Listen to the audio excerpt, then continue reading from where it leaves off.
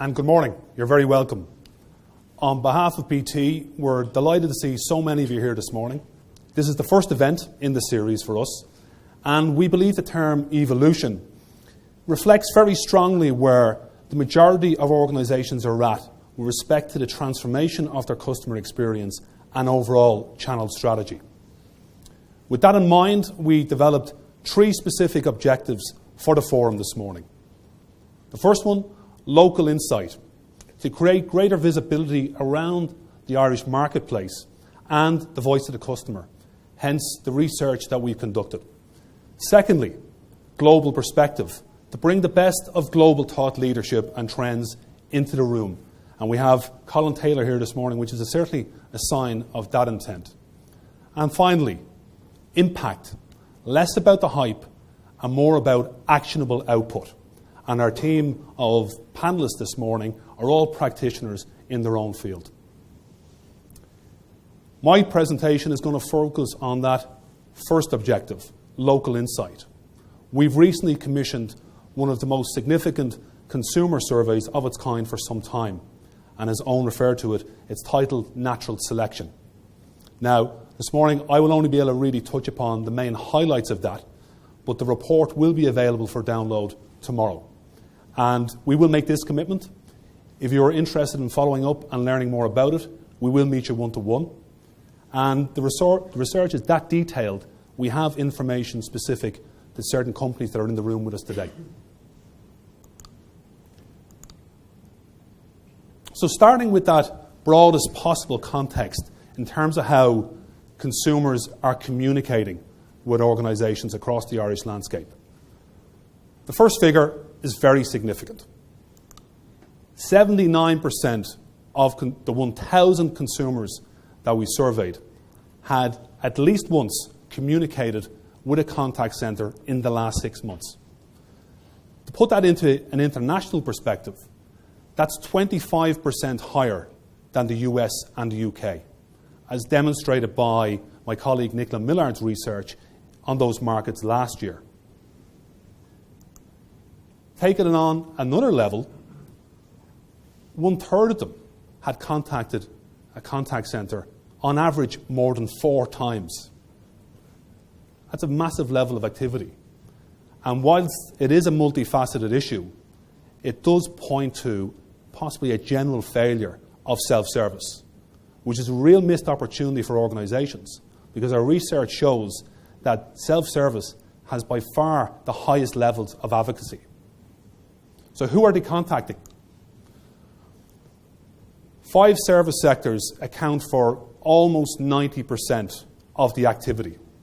And when you take out the telecom sector, it's pretty evenly spread between the other 4. The telecom sector surprised us, based on other markets we're familiar with, but having taken a step through with Colin this morning, I think Colin would probably disagree with that. The markets that he sees, telecoms is quite high. And that's probably down to a number of factors. I won't probably speculate too much, but it could be down to the penetration of smartphones and maybe the type of plans and bundles that are going on in that space. But when they do communicate, what are they communicating about? The nature of the interactions. Almost 2/3 of the interactions are spread across 2 specific areas: billing and accounts and complaints and advice. Now, complaints and advice is a notoriously difficult one to materially change, but it could possibly be improved maybe with a little bit of more proactive outbound contact before consumers are contacting you. But the billing and accounts one, for us, is possibly the area of greatest opportunity for particularly deflecting a substantial level of that demand into online self-service channels. So just coming down from the market perspective to look at the use of channels, both by preference and just general usage. Phone is still number 1. Of all the consumers, their first contact with an organisation was by phone, 82% of them.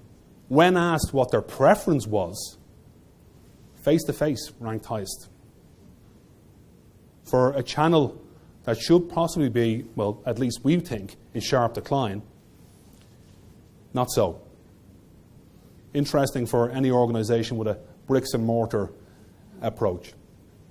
But when looking at preference, it's also important to consider context, because definitely different contexts are driving different use of channels. Of those consumers looking to do research around products and services, 60% of them wanted to use online self-service. And within that group, 62% of them, once the research had been done, wanted to transition immediately into a live dialogue with an agent, be it over the phone or through web chat. And that starts to show some of the complexity that's coming at organisations with a much more informed consumer. And you can also see some of the other contexts there where phone for billing, face-to-face for sales. A lot has been made as well around the whole multi-channel versus omni-channel experience. We asked consumers, if you were to give organisations one piece of advice, what would it be with regards to improving the customer experience? 45% of them said, give us more channels, more variety on when and how we can contact you. Only 4% asked about the ability to be able to move between channels. Now, that's a bit surprising when you hear so much about omnichannel, but we probably have to remind ourselves as well that consumers don't first and foremost obsess about channels like we do. They're just thinking about getting their problem resolved. Another interesting lens to look at the use of channels is by generation. You would think that there's a very big generational gap between Gen X, Gen Y, and baby boomers. Is that the case? Well, before we look at the preferences, we'll actually just look at some of the capability that they have in their hands in their everyday lives. 83% of that overall cohort had a smartphone. Pretty much every Gen Y. 3/4 of the baby boomers have smartphones. Very high number. And when they are communicating and utilising social media, Facebook is king with all generations. Gen Y, it's very much the anchor of their lives. And the likes of Snapchat, WhatsApp, even though it's not listed here, and Instagram are getting real traction in this space. Maybe at the expense of Twitter. And the baby boomers, 45% of them are using social media in their everyday lives to some extent. Maybe not to the depth of the other generations, but they're starting to get online. So with that capability in their hands, when they turn to communicate with service providers, how are they actually utilising it? What channels are most preferred? Traditional, phone and face-to-face, is still popular and highest with all generations. That 54% for Gen Y is particularly high. They haven't disappeared completely into other channels such as social. They still place a massive emphasis on it. In terms of new media, web chat, social, still quite low penetration there. You know, this is the biggest gap that we've seen between the generations in the research, even though it's just in relative terms, 9% for Gen Y and 2% for the baby boomers.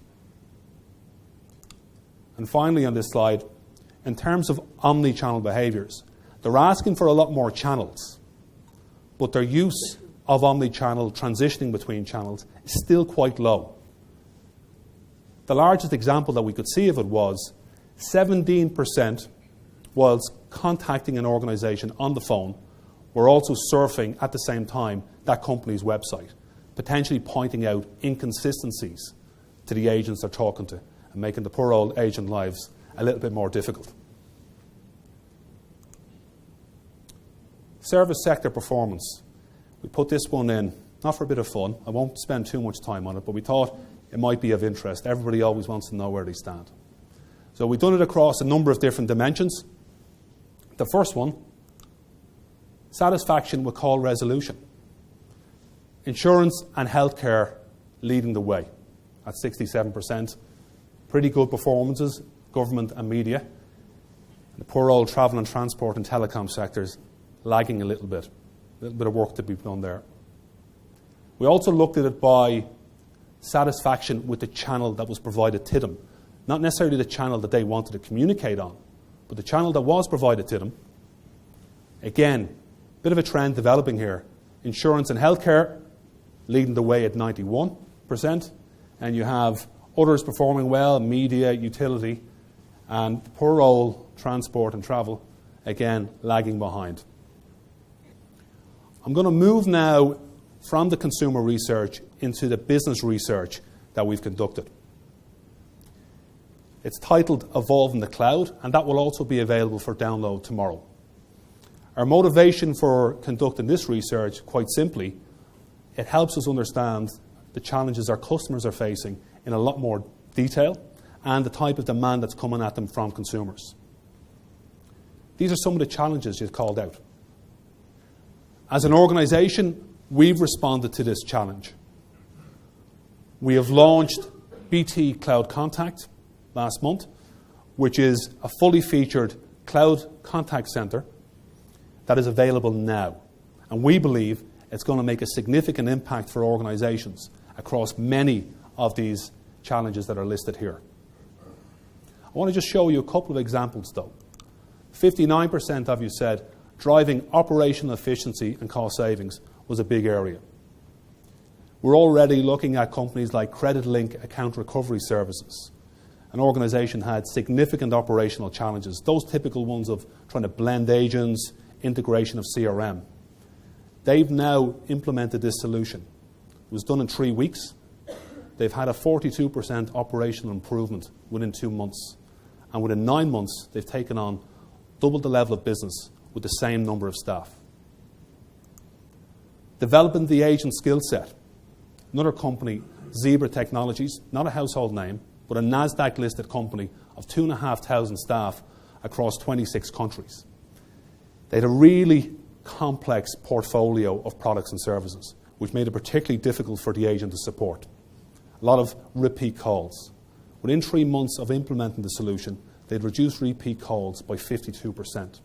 And that's directly related to the platform we've put in place being an integrated, unified comms and contact center platform, which now allows agents to pull in subject matter experts in real time from across the company to help with first call resolution. This is the most complete cloud contact center service in the market. It's very clear to us that consumers are not looking for the substitution of channels. They're looking for more channels. And it's also very clear from the business research that a lot of contact centers are still struggling with establishing the right foundation at the right cost base. Although the service we've launched is only in the market since last month, it's already helping these companies listed here. They're already utilising it, they're already benefiting from it. And you can see the scope of companies from global fund managers, recruitment, all the way through to logistics. We believe we can help you with your internal and external challenges. Thank you for your time this morning. And if you're interested in hearing further about it, by all means, please follow up.